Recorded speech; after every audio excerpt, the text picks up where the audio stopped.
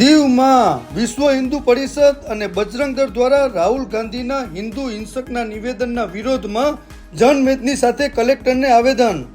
4 દિવસ પહેલા સંસદ સભામાં રાહુલ ગાંધીએ હિન્દુઓને હિંસક કહેવા બદલ સમગ્ર હિન્દુ સમાજની લાગણીને ઠેસ પહોંચી છે, જે સંદર્ભે વિશ્વ હિન્દુ પરિષદ અને બજરંગ દળ દ્વારા જબરદસ્ત વિરોધ નોંધાવવામાં આવ્યો। બહોળી સંખ્યામાં હિન્દુ ભાઈઓએ બંદર ચોક જેટી ઉપરથી સાંજે એકત્ર થયા અને રાહુલ ગાંધીના હાય હાયના નારા સાથે રેલી કાઢી અને દીવ કલેક્ટર ભાનુપ્રભા મેડમને આવેદનપત્ર પાઠવ્યું અને હિન્દુ સમાજને અપમાનિત કરવા અને આસ્થાને ઠેસ પહોંચાડવા બદલ રાહુલ ગાંધીને સાંસદ સભ્ય પદ ઉપરથી દૂર કરી અને હિન્દુ સમાજની માફી માંગે તેવી માંગ કરવામાં આવેલ છે।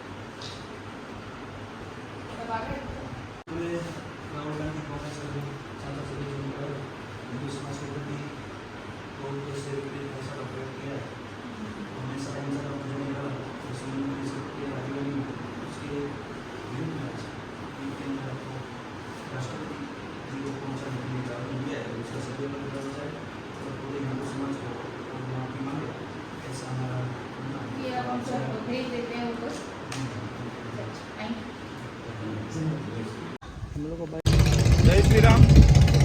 श्री महामंत्री राष्ट्रपति भारत सरकार दिल्ली।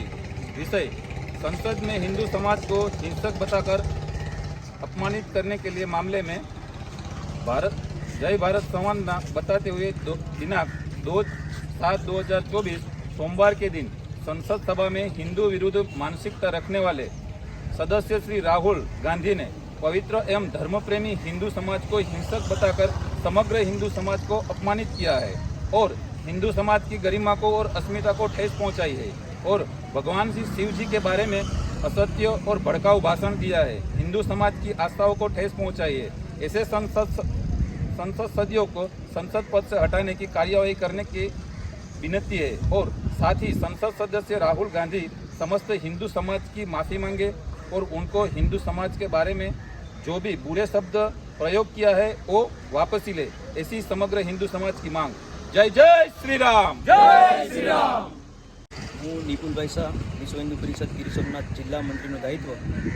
आज रोज विश्व हिंदू परिषद बजरंग दल दीव प्रखंड द्वारा थोड़ा दिवस पूर्व मानसिकता संतुलन गुमावनार कांग्रेसी संसद सभ्य राहुल गांधी द्वारा हिंदू समाज ने एन प्रकारे बदनाम करवानी फरीवार साजिश थई छे। राहुल गांधी द्वारा अहिंसाना पुजारी एवं हिंदू समाज ने हिंसक गणावी अने हिंदू समाजनु खूब मोटुं अपमान कर्युं छे। आना विरोधमां राहुल गांधीनुं सभ्यपद रद्द थाय, कांग्रेस पार्टीनुं जे राष्ट्रीय नेशन छे एने बी रद्द करवानी मागणी साथे विश्व हिंदू परिषद पूरा देशनी अंदर एक एवं आंदोलन कार्यक्रम आपी रह्या छे। एना भागरूपे आज दीव मुकामे बी आ कार्यक्रम आपवा माटे कलेक्टर साहेबश्रीने आज अमे लोकोए भेगा मळीने आवेदन आप्युं छे અને કોંગ્રેસ પાર્ટી ઉપર એક સખ્તાઈથી એક એવું કાર્યવાહી કરવામાં આવે।